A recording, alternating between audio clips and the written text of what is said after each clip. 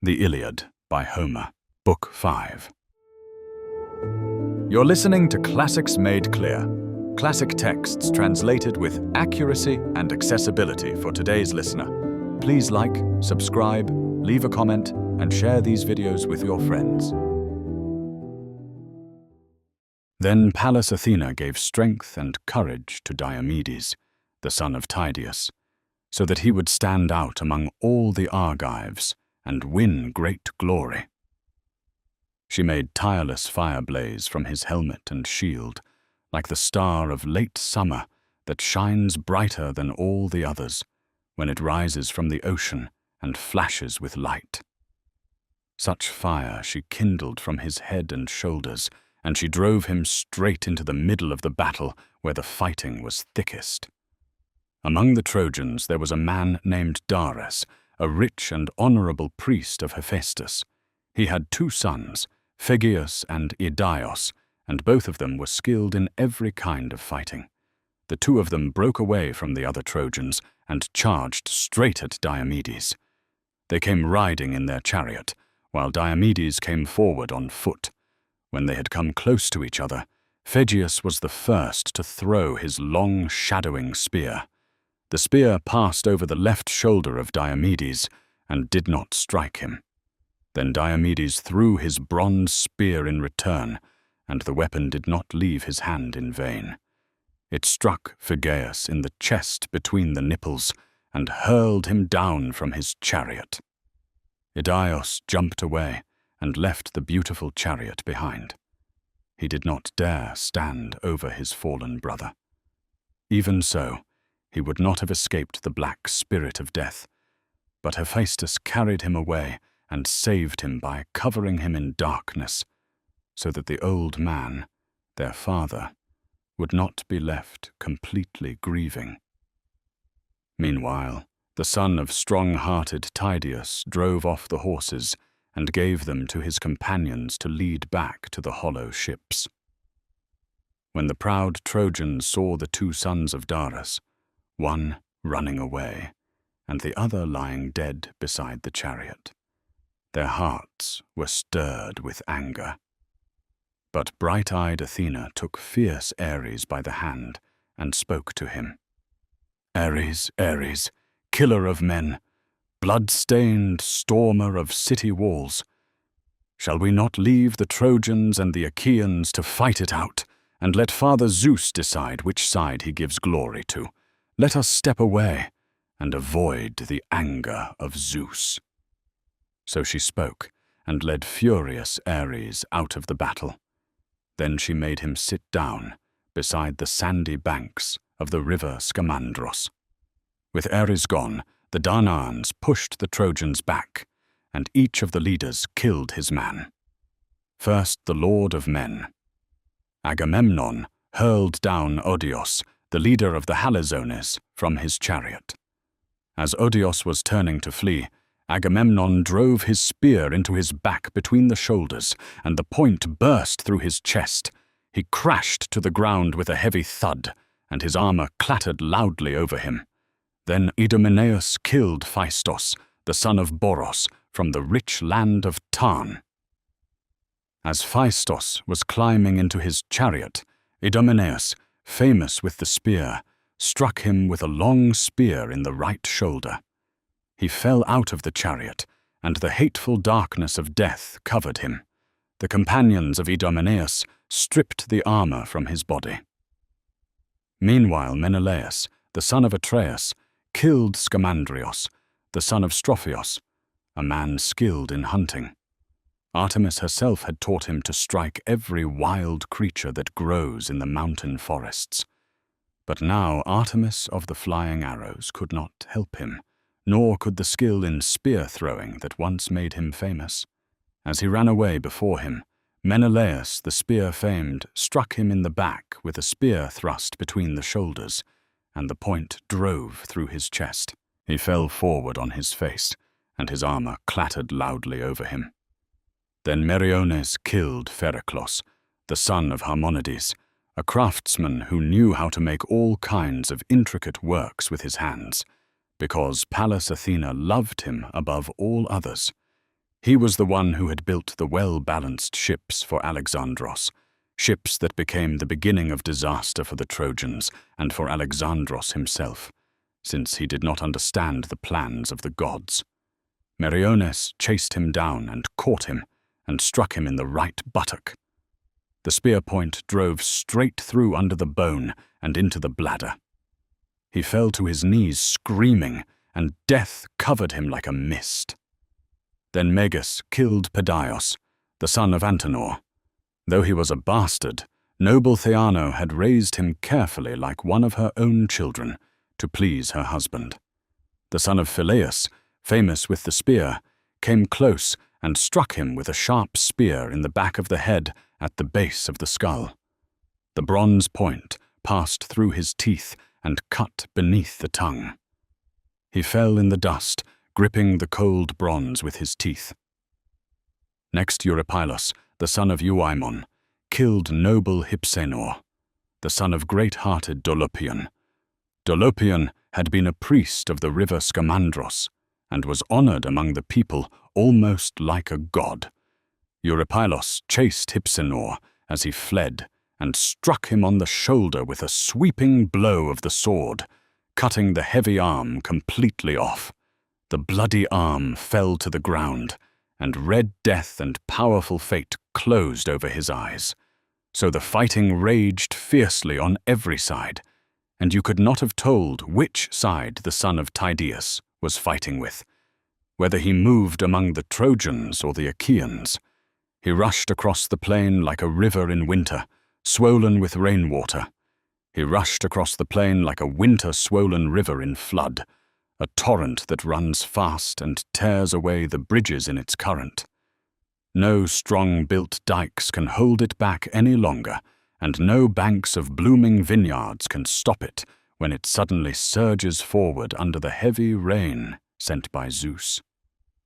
Many fine works built by young men collapse beneath it.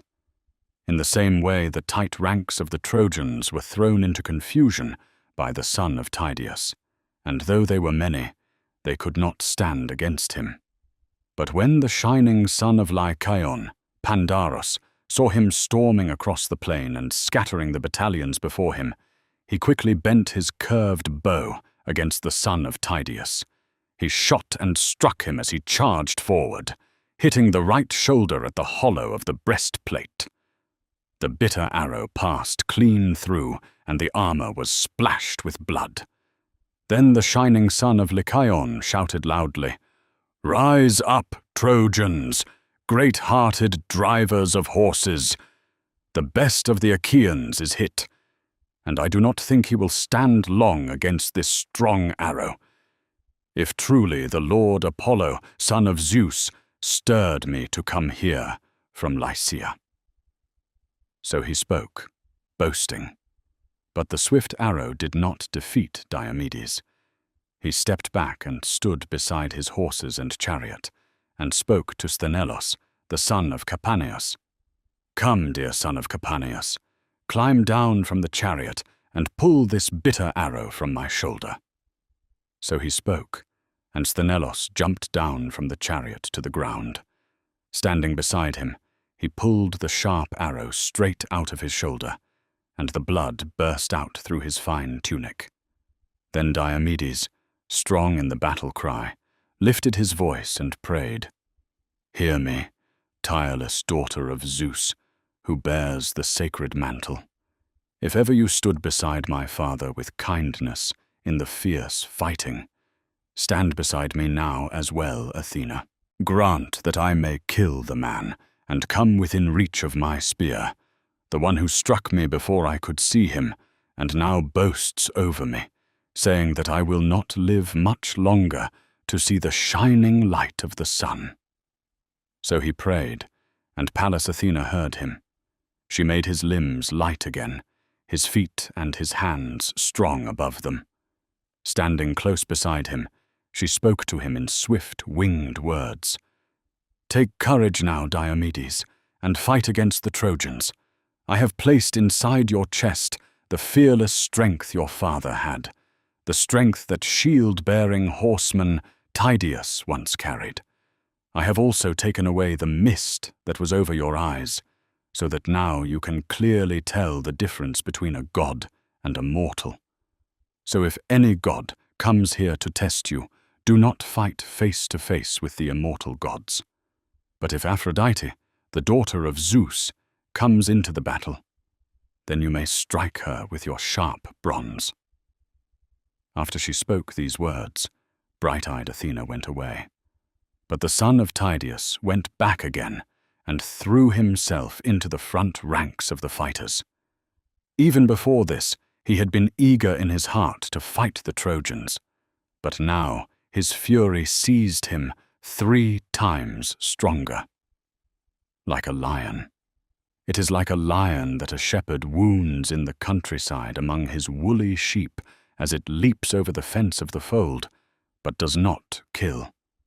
The shepherd only stirs up the lion's strength and then cannot drive it away.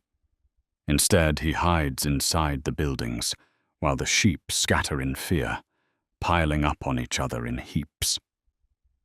Meanwhile, the lion, burning with rage, leaps back out over the deep fence of the yard. So fierce was mighty Diomedes as he charged again among the Trojans. There he killed Astynous and Hypeiron, the shepherd of the people. One he struck above the nipple with a bronze spear, and the other he struck beside the shoulder at the collarbone with his great sword, cutting the shoulder away from the neck and back. He left those men where they lay and went after Abas and Polyidus, the sons of Eurydamas, the aged interpreter of dreams. But the old man had not explained their dreams as they set out for battle. Instead, mighty Diomedes killed them both. Then he went after Xanthos and Thoon, the 2 sons of Phaenops. Both were full grown, but their father was worn down with miserable old age, and he had no other son to leave behind to inherit his possessions. There Diomedes killed them both and took away their dear lives, leaving their father grief and bitter sorrow, since he would not welcome them home alive from the battle. Instead, distant relatives divided up his property. Next he killed 2 sons of Priam, of the line of Dardanus, Achaemon and Chromios, who were riding together in one chariot. Just as a lion leaps among cattle and breaks the neck of an ox or a heifer grazing in the woodland pasture, so the son of Tydeus hurled both men down from their horses, though they struggled against him. Then he stripped their armor and gave their horses to his companions to drive back to the ships. But Aeneas saw him tearing through the ranks of warriors. He went forward through the fighting and the clash of spears, searching to see if he could find godlike Pandaros. At last he found the strong and blameless son of Lycaon. He stood before him face to face and spoke to him. "Pandaros, where now are your bow and your feathered arrows? Where is your fame, the fame that no man here dares challenge, and that no one in Lycia claims to surpass? Come now, lift your hands to Zeus and shoot an arrow at this man, whoever he is, who rules the battle and has done so much harm to the Trojans, since he has broken the knees of many brave men. Unless he is some god angry with the Trojans for their sacrifices. The anger of a god is a hard thing to bear." Then the shining son of Lycaon answered him and said, "Aeneas, counselor of the bronze-armored Trojans, in every way I think this man is the brave son of Tydeus. I know him by his shield, by the hollow look of his helmet, and by the sight of his horses. Yet I am not completely sure whether he is a god. If he is the man I think he is, the strong son of Tydeus, then he is not raging like this without a god beside him. One of the immortals must be standing near him, with his shoulders wrapped in mist, and that god turned my swift arrow away when it struck him, for I have already shot my arrow at him and hit his right shoulder, driving it clean through the hollow of his breastplate. I thought I had sent him down to the house of Hades. Yet I did not defeat him. Some god must be angry, but I have no horses or chariot here to mount. Back in the great house of Lycaon, there are 11 chariots, beautiful and newly made, with blankets spread over them. Beside each one stand a pair of horses, eating white barley and oats. The old spearman Lycaon urged me many times as I was leaving the well-built house. He told me to take my horses and chariot and ride among the Trojans in the strong battles. But I did not listen to him, though that would have been far better. I was sparing my horses, afraid they might run short of food where so many men are crowded together. So I left them behind and came to Ilios on foot, trusting in my bow. But it seems my bow has helped me nothing. Already I have shot at 2 of their best men, the son of Tydeus and the son of Atreus, and struck them both. I drew real blood when I struck them, but I only stirred their anger even more. So it was by bad luck that I took my curved bow down from its peg on the day when I carried it with me to lovely Ilios, leading the Trojans and bringing honor to great Hector. But if I ever return home and see with my own eyes my native land, my wife, and my great high-roofed house again, then let some stranger cut off my head at once if I do not break this bow with my own hands and throw it into the bright fire, for it has followed me like the wind, useless and worthless." Then Aeneas, leader of the Trojans, answered him, "Do not speak like that. Things will not change until you and I go against this man with horses and chariot and test him in battle with our weapons. Come now, climb into my chariot so that you may see what Trojan horses are like, how well they know the plain, and how quickly they can chase or retreat this way and that. They will also carry us safely back to the city, if Zeus once again grants glory to Diomedes, the son of Tydeus.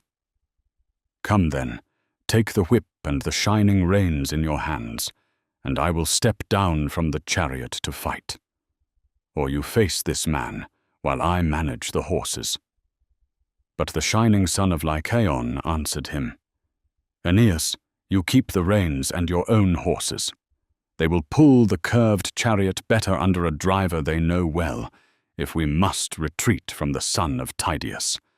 Otherwise they might panic and refuse to carry us out of the battle, longing for the sound of your voice. Then the son of strong-hearted Tydeus might rush at us, kill us both, and drive off the strong-hoofed horses. So you drive your own chariot and horses, and I will meet his attack with my spear. I will meet this man as he comes on with my sharp spear." So they spoke, and climbed into the finely made chariot. In their fury they drove their swift horses straight toward the son of Tydeus. But Sthenelus, the shining son of Capaneus, saw them and quickly spoke winged words to Diomedes. "Son of Tydeus, Diomedes, dear to my heart, I see 2 powerful men rushing against you, eager to fight. Their strength is great. One of them is Daros, skilled with the bow, who claims to be the son of Lycaon. The other is Aeneas, who says he was born to blameless Anchises, and his mother is Aphrodite. Come then, let us pull back with our horses. Do not charge so wildly through the front ranks of the fighters, or you may lose your life." But strong Diomedes looked at him darkly and answered, "Do not talk to me about fleeing. I do not think I will listen to you. It would not be noble for me to shrink back from the fight or hide away, since my strength is still firm within me. I do not even want to climb onto the chariot. As I am now, I will go straight against them. Pallas Athena will not allow me to run from them. These men's swift horses will not carry them both away from us again, though one of them may escape. But I will tell you one more thing, and you must remember it well. If wise Athena grants me the glory of killing them both, then hold our fast horses here, tying the reins to the chariot rail. Then rush at the horses of Aeneas and drive them away from the Trojans to the strong grieved Achaeans, for those horses come from the same line that wide-ruling Zeus once gave to Tros as payment for his son Diomedes. Because of this, they are the finest horses that live beneath the sun and the dawn. From that line, Anchises, lord of men, secretly bred horses by putting his mares to them, without Laomedon knowing. From this union 6 horses were born in his house. 4 of them he kept and raised himself at the manger, but 2 he gave to Aeneas, horses that drove fear into men. If we could capture those, we would win great glory. While they were speaking like this to one another, the 2 enemies came quickly upon them, driving their swift horses forward. First the shining son of Lycaon called out to Diomedes, "Strong-hearted and brave son of noble Tydeus, my bitter arrow and swift shot did not bring you down. Now I will try you with my spear and see if I can strike you." So he spoke, balanced his spear, and hurled it. The spear struck the shield of Diomedes, and the bronze point drove straight through and reached the breastplate. Then the shining son of Lycaon shouted loudly, "You are struck clean through the middle. I do not think you will stand much longer. You have given me great glory." But strong Diomedes answered him without fear, "You missed. You did not hit me. And I do not think the 2 of you will stop fighting until one of you falls and fills Ares, the shield-bearing warrior, with blood." So he spoke, and threw his spear. Athena guided the weapon so that it struck beside the nose near the eye and drove through the white teeth. The tireless bronze cut through the base of the tongue, and the spear point came out beneath the jaw. Pandaros fell from the chariot, and his shining armor clattered loudly over him. His swift horses shied aside, and there his life and strength were loosened from him. Then Aeneas leapt down from the chariot, with shield and long spear in hand. Aeneas jumped down, afraid that the Achaeans might drag away the body. Like a lion confident in its strength, he stood over it, holding his spear and his round shield before him, ready to kill any man who came against him, shouting a terrible cry. But the son of Tydeus picked up a stone in his hand, a great rock that not even 2 men of today could easily carry. Yet he lifted it alone, without trouble.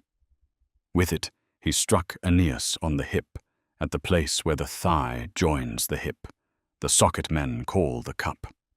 The blow shattered the socket and tore both tendons, and the rough stone ripped back the skin. The hero dropped to one knee and leaned on the ground with his strong hand. Dark night covered his eyes. Then Aeneas, lord of men, might have died there, if Aphrodite, daughter of Zeus, had not quickly noticed him. She was his mother, who had borne him to Anchises, the herdsman. She threw her white arms around her dear son, and spread the fold of her shining robe before him as a shield against the flying weapons, so that no fast-riding Achaean might strike him in the chest with bronze and take his life. So she carried her beloved son out of the battle. Meanwhile, Sthenelus, the son of Capaneus, did not forget the commands that Diomedes of the great war cry had given him. First he held their own strong-hoofed horses apart from the noise of battle, tying the reins to the chariot rail. Then he rushed toward the beautiful horses of Aeneas and drove them away from the Trojans toward the strong, grieved Achaeans. He handed them over to his dear companion Deipylos, the friend he trusted more than all others of his age, because they were of one mind in their thoughts, to drive them back to the hollow ships. Meanwhile, the warrior himself, he climbed onto his own chariot, took the shining reins in his hands, and quickly drove the strong-hoofed horses toward the son of Tydeus, eager for the fight. But Diomedes went after the lady of Cyprus with his pitiless bronze spear, knowing that she was a weak goddess, not one of those who rule over the battles of men, neither Athena nor Enyo, the destroyer of cities. When he caught up with her as she moved through the thick crowd, the son of great-hearted Tydeus lunged forward and struck her delicate hand with the sharp spear. The spear tore through the immortal robe the Graces themselves had woven for her, and cut the skin above the palm.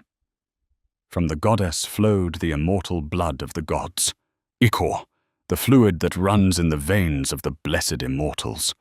For they do not eat bread or drink shining wine, and so they have no human blood, and are called deathless. With a loud cry, she dropped the son she had been carrying. But Phoebus Apollo caught him in his arms and wrapped him in a dark cloud, so that none of the fast-riding Danaans might strike him in the chest with bronze and take his life. Then Diomedes, strong in the battle cry, shouted after her, "Daughter of Zeus, stay away from the fighting and the terror of war. Is it not enough for you to deceive weak women? If you keep wandering into battle like this, I think you will shiver with fear even when you only hear someone speaking of war." So he spoke. The goddess withdrew in pain, badly hurt. Wind-swift Iris took her by the hand and led her away from the battle, suffering in her pain while her beautiful skin grew dark with the wound. To the left of the fighting she found fierce Ares sitting, his spear leaning in the mist beside his swift horses. Dropping to her knees, she begged him earnestly and asked for the gold-bridled horses. "Dear brother, rescue me, and give me your horses so that I may reach Olympos, where the dwelling place of the immortals is. I am suffering greatly from this wound a mortal man has given me, Diomedes, son of Tydeus, who now would even fight against Zeus our father." So she spoke, and Ares gave her the gold-bridled horses. Still grieving in her heart, she climbed into the chariot, and beside her Iris mounted and took the reins in her hands. She lashed the horses forward, and they flew eagerly. Soon they came to steep Olympos, the seat of the gods. There swift, wind-footed Iris stopped the horses, unyoked them from the chariot, and threw before them their immortal feed. But Aphrodite fell at the knees of her mother Dione. Dione gathered her daughter in her arms, stroked her with her hand, called her by name, and spoke. "My dear child, which of the heavenly gods has done this to you so recklessly, as though you had been caught doing something wrong?" Then Aphrodite, who loves laughter, and so ordered her, "The proud son of Tydeus, Diomedes, wounded me as I was carrying my dear son out of the battle, Aeneas, who is far the dearest to me of all. For now this is no longer merely a dreadful war between Trojans and Achaeans. The Danaans are already fighting even with the immortals." Then the shining goddess Dione answered her, "Endure it, my child, and bear up under it, though you suffer. For many of us who dwell in the halls of Olympos have endured such pain from mortal men, while we ourselves bring hard suffering upon one another. Ares endured it, when strong Otos and Ephialtes, the sons of Aloeus, bound him fast in mighty chains, and he lay imprisoned in a brazen jar for 13 months. And then Ares, insatiable of battle, might have perished there, if their stepmother, the beautiful Eireboia, had not told Hermes. Hermes stole Ares away, as he was already wasting away, worn down by the cruel bonds. Hera also endured it, when the strong son of Amphitryon struck her on the right breast with a 3-barbed arrow, and the pain she suffered could not be healed. Hades, too, the mighty one, endured the swift arrow when that same man, the son of Zeus who bears the aegis, struck him at Pylos among the dead and gave him terrible agony. He went up then to the house of Zeus on high Olympus, grieving in his heart and pierced with pain. The arrow had been driven into his strong shoulder, and his spirit was tormented. But Paeon scattered soothing medicines over him and healed him, for he had not been made to die like mortal men. Terrible and violent was that man, who cared nothing for the evil he did. He, who with his arrows wounded the gods who dwell on Olympus. It was grey-eyed Athena who set this man upon you. Foolish Diomedes does not understand in his heart that the man who fights the immortals does not live long, nor do his children run to his knees in welcome when he returns home from the war and the terrible battle. So now let the son of Tydeus beware, even if he is very strong, lest someone greater than you fight him. Then for a long time Aegialeia, wise daughter of Adrastos, might wake her household from sleep in tears, longing for her wedded husband, the best of the Achaeans, she, the noble wife of horse-taming Diomedes. So she spoke, and with both hands she wiped the ichor from Aphrodite's arm. The wound closed, and the fierce pain faded away. But Hera and Athena, glancing at Aphrodite, began teasing Zeus, the son of Cronos, with mocking words. Among them the grey-eyed goddess Athena began speaking. "Father Zeus, will you be angry with me if I say something? Surely the lady of Cyprus was urging some Achaean woman to go with the Trojans whom she loves so dearly." As she stroked one of the beautifully dressed Achaean women, she must have scratched her delicate hand on a golden brooch. So she spoke, and the father of gods and men smiled. Calling golden Aphrodite to him, he said, "My child, the works of war are not for you. Instead, attend to the lovely matters of marriage. Let these things be the concern of swift Ares and Athena." While the gods spoke like this among themselves, Diomedes of the great war cry rushed again at Aeneas. Though he saw that Apollo himself was shielding him with his hands, he did not shrink back even from the great god, but kept pressing forward, eager to kill Aeneas and strip off his splendid armor. 3 times he charged, furious to kill him, and 3 times Apollo struck aside the shining shield. But when he rushed forward a 4th time, like something more than mortal, Apollo, who strikes from afar, cried out terribly, "Take heed, son of Tydeus, and draw back. Do not think yourself equal to the gods. Never is the race of immortal gods the same as that of men who walk upon the earth." So he spoke, and the son of Tydeus stepped back a little, avoiding the anger of far-shooting Apollo. Then Apollo carried Aeneas away from the battle and set him in holy Pergamos, where his temple stood. Inside the great inner chamber, Leto and Artemis of the arrows healed him and restored his strength. Meanwhile, Apollo of the silver bow made an image in the likeness of Aeneas himself, complete with armor like his own. Around this phantom, the Trojans and the brilliant Achaeans hacked at one another, striking at the round shields of oxhide that guarded their chests and at the fluttering straps of the armor. Then Phoebus Apollo spoke to furious Ares. "Ares, Ares, destroyer of men, blood-stained stormer of cities, will you not go and drive this man away from the battle? Tydeus's son, who now would even fight against Zeus himself. First he stabbed the lady of Cyprus in the wrist of her hand, and then he charged at me like a being more than mortal." Having spoken, Apollo himself remained seated on the height of Pergamos, but deadly Ares went down among the Trojan ranks to stir them to battle, taking the form of swift Acamas, the Thracian leader. He called out to the god-nurtured sons of Priam, "Sons of Priam, king beloved of the gods, how long will you allow the Achaeans to slaughter your people? Will you wait until they are fighting beside your well-built gates? A man lies fallen whom we honored as we honor glorious Hector, Aeneas, son of great-hearted Anchises. Come then, let us rescue our noble companion from the carnage." So he spoke and stirred the spirit and courage of every man. Then Sarpedon sharply rebuked brilliant Hector.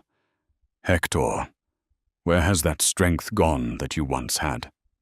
You once claimed that you alone could hold the city, even without allies or armies, with only your brothers and brothers-in-law beside you. But now I see none of them, nor can I find them anywhere. They shrink back like dogs around a lion, while we, your allies, are the ones fighting the battle. For I too have come as an ally from very far away. Lycia lies far off beside the swirling waters of the Xanthos. There I left behind my beloved wife and my little son, and many possessions, things that a needy man might long to seize. Yet even so I urge on my Lycians, and I myself stand ready to fight any man. Still there is nothing here for me that the Achaeans might carry off or drive away as spoil. But you stand here, and you do not even urge your people to stand firm and defend their wives. Take care that you yourselves are not caught like fish in the wide-drawn nets and become spoil and plunder for hostile men who soon may sack your well-built city. These things should weigh on your mind day and night. You should beg the leaders of your far-famed allies to stand firm without rest, and to cast aside any thought of shame." So Sarpedon spoke, and his words bit into the heart of Hector. At once Hector sprang down from his chariot in full armor. Brandishing his 2 sharp spears, he ranged everywhere through the army, urging the men to fight and stirring up the terrible battle. The Trojans turned and stood to face the Achaeans, while the Argives held their ranks tightly together and did not give way. As when the wind drives chaff across the sacred threshing floors where men are winnowing, and golden Demeter separates the grain from the chaff in the rushing breeze, so that the chaff piles up white. So then the Achaeans were whitened by the dust that the horses' hooves drove up toward the brazen sky as they wheeled and clashed again. Both sides drove forward with the strength of their hands, and furious Ares wrapped the battle in darkness as he helped the Trojans. Ares ranged everywhere through the battle, carrying out the commands of Phoebus Apollo of the golden sword, who had told him to rouse the spirit of the Trojans when he saw that Pallas Athena had withdrawn, she who had stood as defender of the Danaans. Then Apollo himself brought Aeneas out of the rich inner chamber and placed strength again in the heart of the shepherd of the people. Aeneas returned among his companions, and they rejoiced when they saw him alive and unharmed, strong in spirit. Yet they asked him no questions, for the labor of battle did not allow it, the struggle stirred by the silver-bowed god, by Ares, the destroyer of men, and by strife whose fury never rests. Meanwhile, the 2 Ajaxes, Odysseus and Diomedes, urged the Danaans to fight. They themselves did not fear the strength of the Trojans or their onrush, but stood firm like clouds which the son of Cronos sets motionless upon the peaks of towering mountains in windless weather, while the force of the north wind sleeps, and the other raging winds that scatter dark clouds lie still. So the Danaans held their ground against the Trojans, and did not flee. But the son of Atreus moved through the ranks, giving many commands. "My friends, be men, and take courage in your hearts. Show respect for one another in the clash of battle. When men respect one another, more are saved than slain. But for those who flee, there is neither glory nor strength." So he spoke, and hurled his spear swiftly. He struck down Deicoon, companion of great-hearted Aeneas, the son of Pegasus, whom the Trojans honored like the sons of Priam, because he was always eager to fight among the foremost. Mighty Agamemnon struck him with his spear upon the shield. The shield could not hold back the spear. The bronze drove straight through it and struck deep in the belly beneath the belt. He fell with a heavy crash, and his armor clattered loudly over him. Then Aeneas in turn killed two of the best among the Danaans, Crethon and Orsilochos, the sons of Diocles. Their father lived in well-built Pherae, a wealthy man whose line came from the river Alphaeus, that broad stream which flows through the land of the Pylians. Alphaeus fathered Orsilochos, lord of many men. Orsilochos fathered great-hearted Diocles, and from Diocles were born twin sons, Crethon and Orsilochos, both skilled in every kind of battle. When they came of age, they sailed in the black ships with the Argives to horse-rich Troy, seeking honor for the sons of Atreus, Agamemnon and Menelaus. But there the end of death covered them. Like two young lions raised by their mother in the thick forests on the mountain heights, lions that seize cattle and strong sheep and ravage the farmsteads of men until they themselves are slain by sharp bronze in human hands. So these two were beaten down by Aeneas and fell crashing to the ground like tall pine trees. Seeing them fall, Menelaus, dear to Ares, pitied them. He strode out among the front fighters, clad in gleaming bronze, shaking his spear. Ares himself stirred his spirit, hoping that Menelaus might be struck down by the hands of Aeneas. But Antilochus, the son of great-hearted Nestor, saw him and quickly ran through the front lines, afraid for the shepherd of the people, lest he be harmed and all their labor come to nothing. So Aeneas and Menelaus lifted their hands and sharp spears, standing face to face and eager for battle. But Antilochus stood very close beside the shepherd of the people. Aeneas did not remain, though he was a swift fighter when he saw the two men standing together against him. When they had dragged the bodies back among the Achaean host, they laid the poor youths in the hands of their companions, then turned again and went back to fight among the foremost. There they killed Pylaemenes, equal to Ares, the leader of the Paphlagonians, men great of heart and strong with shields. Menelaus, son of Atreus, famous with the spear, stabbed him as he stood his ground, striking him in the collarbone. Antilochus struck down Mydon, the charioteer and trusted companion of Pylaemenes, brave son of Atimneos, as he wheeled the single-hoofed horses about. A stone struck him in the middle of the elbow, and the reins, white with ivory, dropped from his hands into the dust. Antilochus rushed forward and drove his sword into the man's temple. Gasping, he fell from the finely made chariot, headlong into the dust, neck and shoulders first.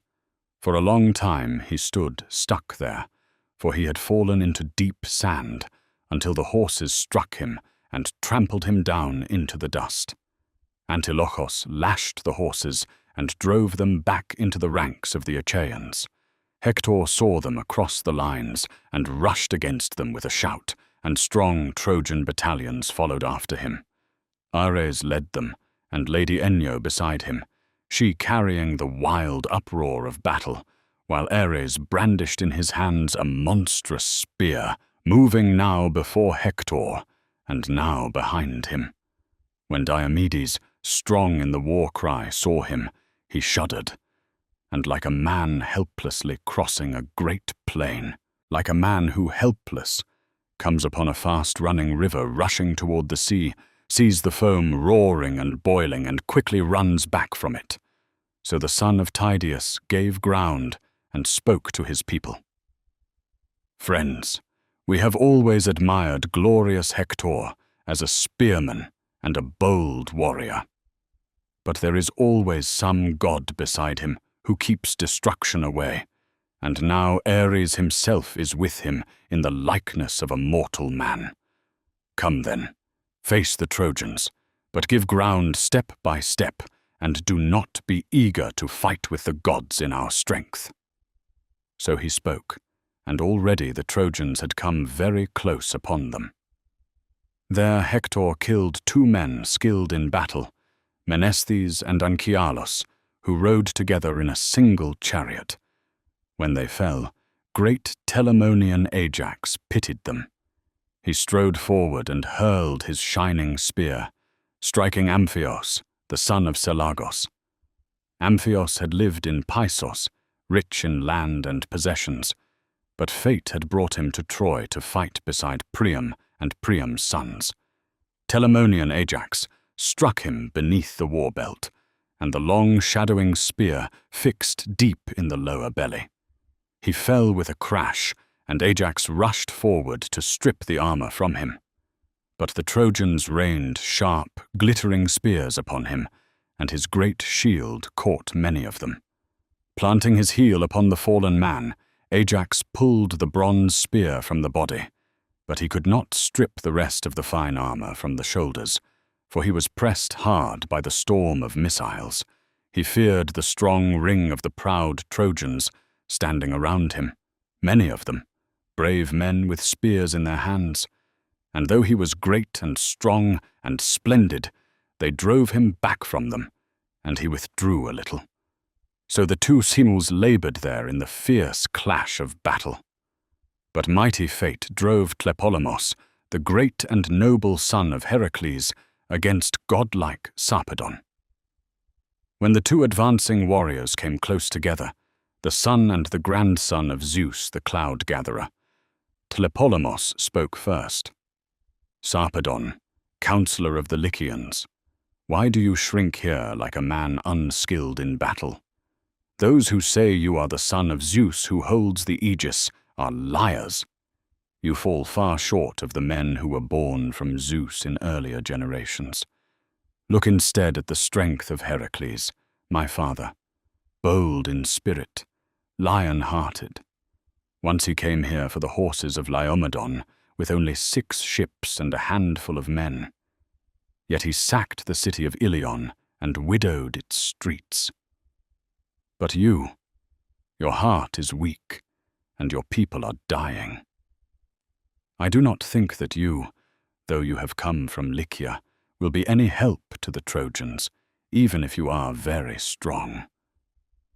Rather, beaten down by my hands, you will pass through the gates of Hades."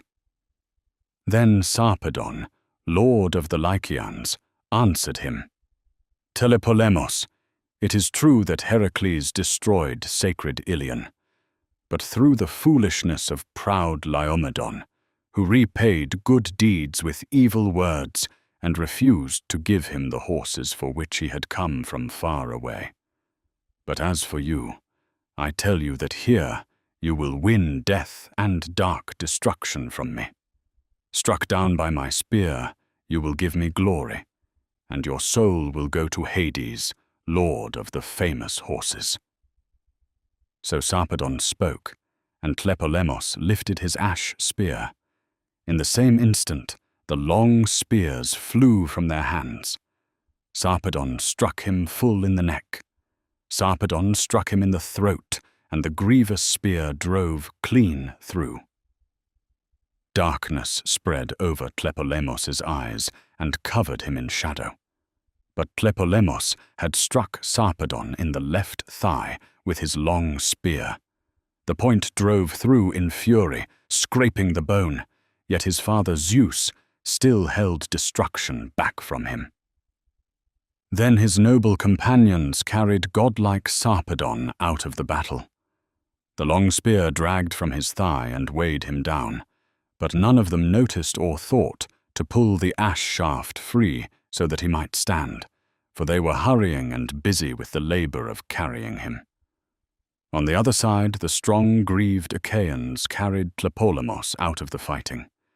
Brilliant Odysseus saw this, a man with an enduring heart, and his spirit was stirred within him.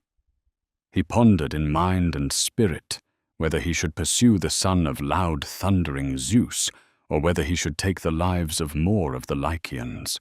But it was not fated that great-hearted Odysseus should kill the mighty son of Zeus with sharp bronze. Therefore Athene turned his fury against the host of the Lycians. There he killed Coironos and Alastor, and Chromios, and Alcandros, and Halios, and Noemon, and Prytanis. And brilliant Odysseus would have slain still more Lycians, had not great Hector of the shining helmet quickly seen him.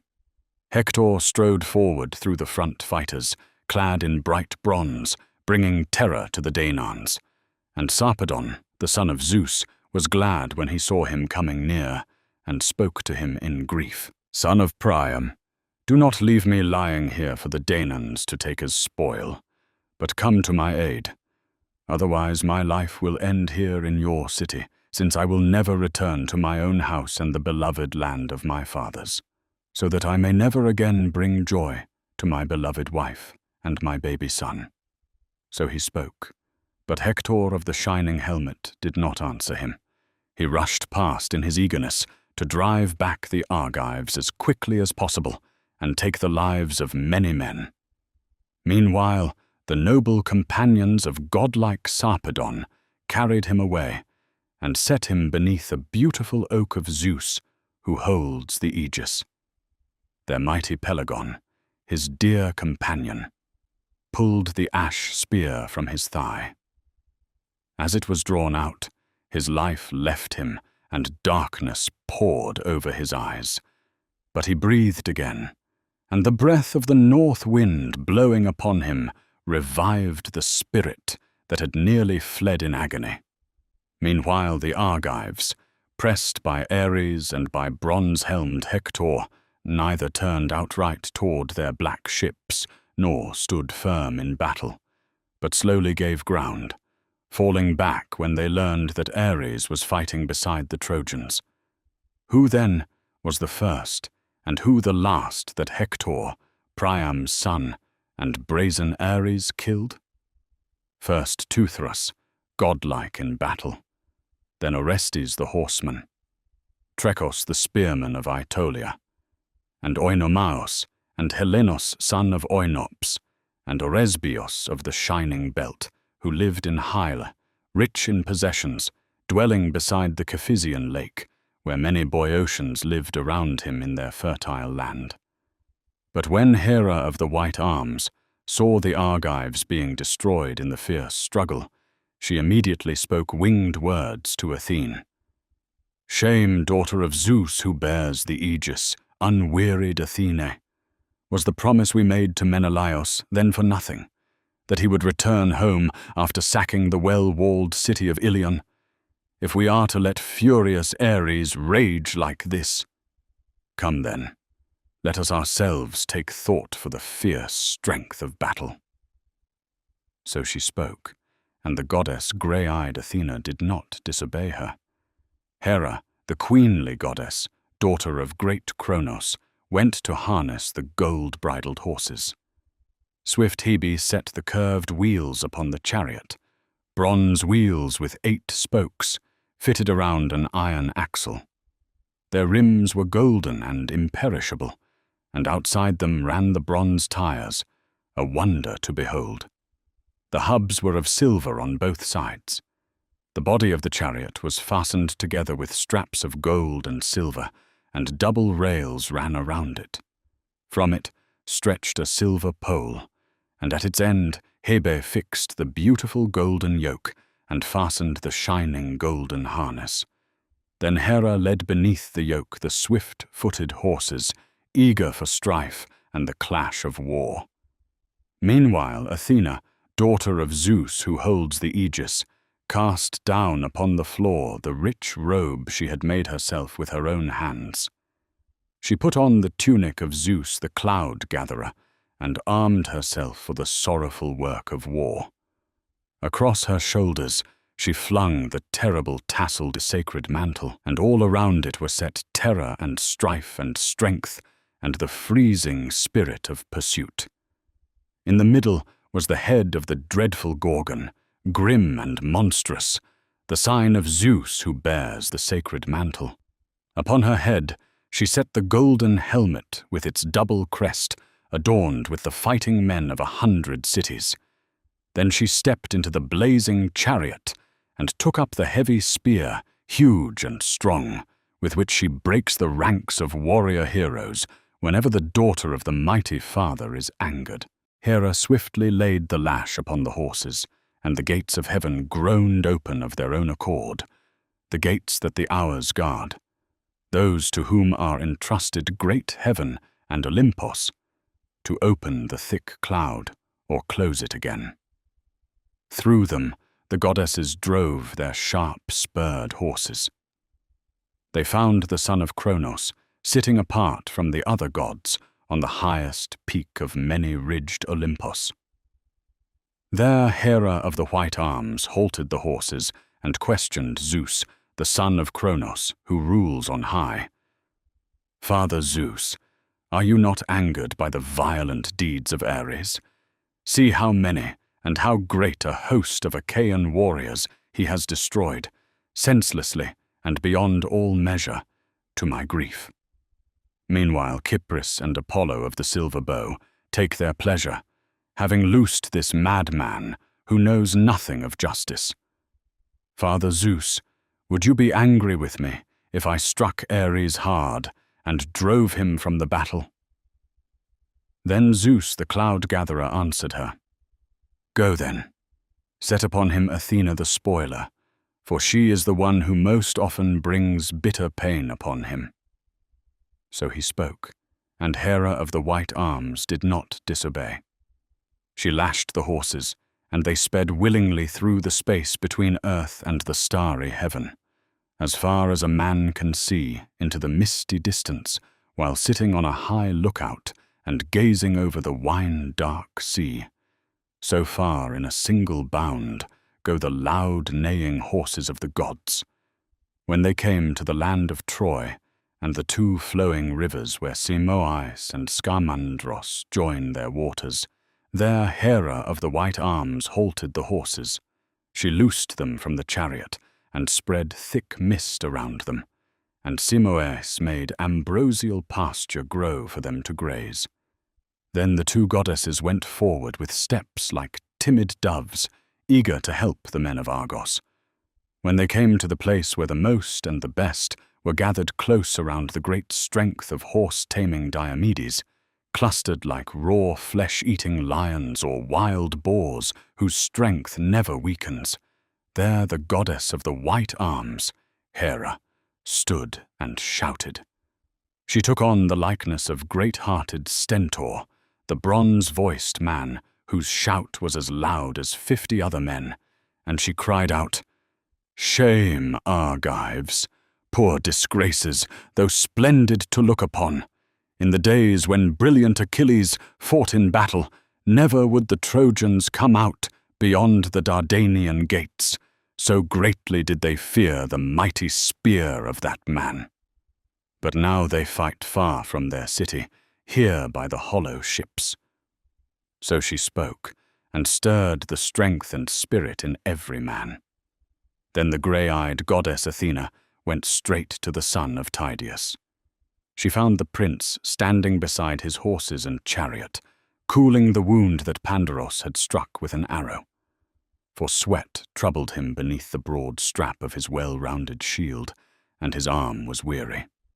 Lifting the strap, he wiped away the dark clot of blood. Then the goddess grasped the yoke of his horses and spoke to him. Tydeus, it seems, fathered a son who is little like him. Tydeus was small in stature, but he was a warrior. Even when I would not allow him to fight or make himself conspicuous, when he went alone as a messenger to Thebes among the many Cadmeans, I urged him to feast peacefully in their halls, but he kept the same strong heart he always had. He challenged the young men of the Cadmeans to contests, and defeated them all. Easily he won. Such a helper was I, standing beside him. And now I too stand beside you and guard you, and urge you eagerly to fight the Trojans. But either the weariness of many battles has entered your limbs, or some poor-spirited fear holds you. If that is so, then you are no true son of Tydeus, the son of wise Oeneus. Then powerful Diomedes answered her, Daughter of Zeus who holds the aegis, goddess, I know you. Therefore I will speak openly to you and hide nothing. It is neither cowardly fear nor hesitation that holds me back. Rather, I remember the commands you gave me, that I should not fight face to face with the other immortal gods. Only if Aphrodite, the daughter of Zeus, should enter the battle did you allow me to strike at her with sharp bronze. Because of this I myself am holding back, and I told the other Argives to gather here beside me. For I see that Ares himself is ruling the battle. Then the grey-eyed goddess Athena answered him, Son of Tydeus, Diomedes, delight of my heart, do not fear Ares now, nor any other of the immortals. Such a helper am I, who stand beside you. Come then, drive your swift horses straight at Ares first, and strike him at close range. Do not be afraid of furious Ares, that raging and reckless thing, a fickle evil. For earlier he promised Hera and me that he would fight against the Trojans and help the Argives. But now he stands with the Trojans and has forgotten them. So she spoke, and with her hand she pushed Sthenelus down from the chariot. He quickly leapt to the ground, and the goddess herself climbed into the chariot beside glorious Diomedes. Furious, the goddess climbed into the chariot beside glorious Diomedes, and the oaken axle groaned loudly beneath the weight, for it carried a dread goddess and a mighty man. Then Pallas Athena took up the whip and the reins and drove the swift horses straight toward Ares. At that moment, Ares was stripping the armor from gigantic Periphas, the splendid son of Ochesios, the best of the Aetolians. Blood-stained Ares was in the act of despoiling him, but Athena put on the helmet of Hades so that furious Ares would not see her. When man-slaying Ares saw glorious Diomedes, he left gigantic Periphas lying where he had first struck him down and taken his life, and he went straight toward Diomedes, tamer of horses. When they had come close to one another, Ares lunged first over the yoke and the reins of his horses with his bronze spear, eager to take away his life. But the grey-eyed goddess Athena caught the spear with her hand and pushed it aside from the chariot, so that it struck in vain. Then Diomedes of the great war cry rushed forward in turn with his bronze spear. Pallas Athena guided the blow into the lower belly where the war belt fastened. There he struck him, tearing through the beautiful flesh, and then drew the spear back again. Ares of the brazen armor roared aloud with a cry as loud as 9,000 or 10,000 men shouting in battle when they bring together the fury of war. Terror seized both Achaeans and Trojans when they heard it. So loudly did battle-insatiate Ares roar. As when the air grows dark out of the thunderclouds after a day of heat when the storm wind rises, so did brazen Ares appear to Tydeus's son Diomedes as he went upward with the clouds into the wide sky. Swiftly he came to the gods' stronghold, steep Olympos, and sat down beside Zeus, the son of Cronos, grieving in his heart. He showed him the immortal blood flowing from the wound, and lamenting he spoke winged words. Father Zeus, are you not angered when you see such violent deeds? We gods always suffer the most terrible pains from one another's hatred while trying to give favor to mortals. It is because of you that we all fight, for you fathered that reckless daughter, accursed, whose mind is always set on lawless acts. All the other gods on Olympus obey you and submit themselves to you. But her you do not restrain, neither by word nor by deed. Instead, you let her run free, since you yourself begot this destructive child. Now she has driven the son of Tydeus, proud Diomedes, to rage against the immortal gods. First he stabbed Cypris in the arm at the wrist, and then he rushed even at me, like something equal to a god. My swift feet carried me away. Otherwise I would have suffered long among the dreadful heaps of the dead, or lived on, weakened by the blows of bronze. Then Zeus, who gathers the clouds, looked at him darkly and said, "Do not sit beside me whining, you two-faced creature. You are the most hateful to me of all the gods who hold Olympus, for strife and wars and battles are always dear to your heart. You have the ungovernable spirit of your mother Hera. Even I can scarcely restrain her with my words. I suppose it is by her urging that you suffer these things. Still, I will not allow you to suffer pain for long, since you are my child, and your mother bore you to me.